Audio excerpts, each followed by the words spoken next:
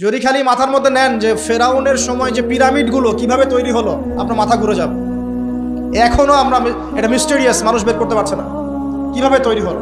আমরা তো বলি এখন গণিতের যুগ, খুব এগিয়ে যাওয়ার যুগ। এত সহজ ছিল না এই পিরামিডের গাণিতিক ক্যালকুলেশন মেলানো। গত লেকচারে বলেছিলাম যে বিশ্বের সবচেয়ে বড় বড় সেক্টরগুলো, যেমন অ্যালগোরিদম, যেটা ছাড়া আপনি এই বিশ্বের কোনো ডিজিটাল বিষয় করতে পারতেন না, এটা আসছে মুসলিমদের হাত থেকে। এই যে জাহাজ শিল্পের কথা বলেন, এক্সপোর্ট ইম্পোর্ট পুরোটাই কলাপস করতো জাহাজ শিল্প না থাকলে। এটা এসেছে নূহ আলাইহিস সালামের হাত দিয়ে। বিশ্বের ইতিহাসে এর আগে কোনো নৌযান তৈরি করা হয় নাই, হয়েছে?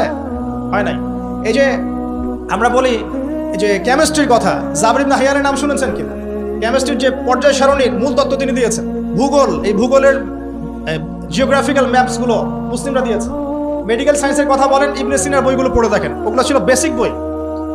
আপনি পাটিগণিতের কথা বলেন, বীজগণিতের কথা বলেন, সবগুলো তাদের। এই যে আমাদের অ্যাস্ট্রোনমি, জ্যোতির্বিদ্যা, এগুলো মুসলিমদের হাতে।